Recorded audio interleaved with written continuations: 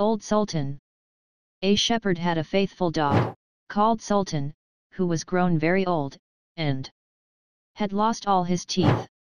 And one day when the shepherd and his wife were standing together before the house, the shepherd said, "I will shoot Old Sultan tomorrow morning, for he is of no use now."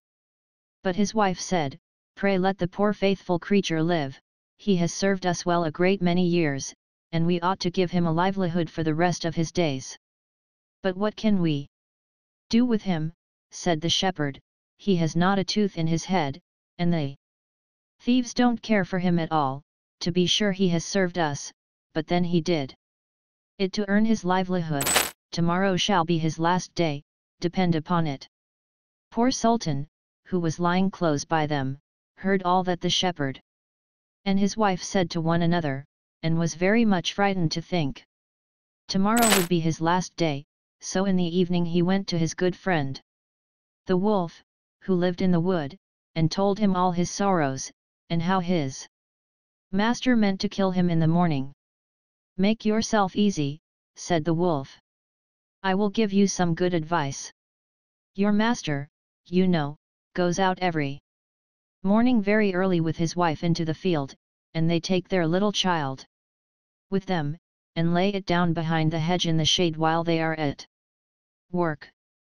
Now do you lie down close by the child, and pretend to be watching it, and I will come out of the wood and run away with it. You must run after me as fast as you can, and I will let it drop, then you may carry it back, and they will think you have saved their child, and will be so thankful to you that they will take care of you as long as you live." The dog liked this plan very well, and accordingly so it was managed. The wolf ran with the child a little way, the shepherd and his wife screamed out, but Sultan soon overtook him and carried the poor little thing back to his master and mistress.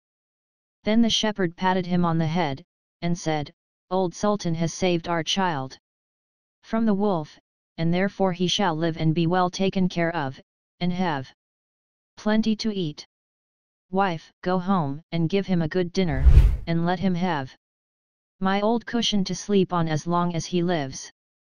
So from this time forward, Sultan had all that he could wish for.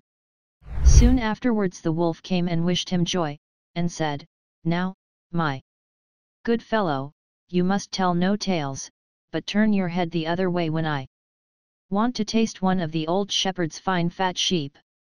"No," said the Sultan. "I will be true to my master."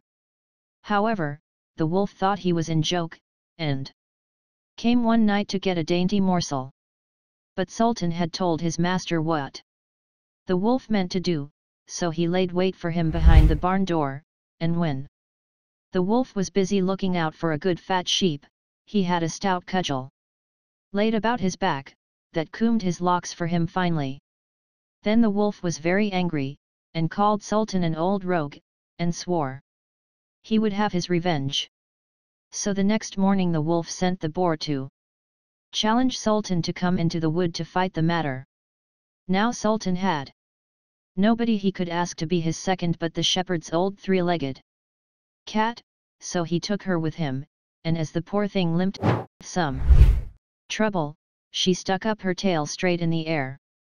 The wolf and the wild boar were first on the ground, and when they espied their enemies coming, and saw the cat's long tail standing straight in the air, they thought she was carrying a sword for Sultan to fight with, and every time she limped, they thought she was picking up a stone to throw at them, so they said they should not like this way of fighting, and the boar lay down behind a bush, and the wolf jumped up into a tree.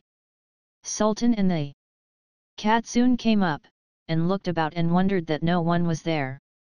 The boar, however, had not quite hidden himself, for his ears stuck out of the bush, and when he shook one of them a little, the cat, seeing something move, and thinking it was a mouse, sprang upon it, and bit and scratched it, so that the boar jumped up and grunted, and ran away, roaring out, "Look!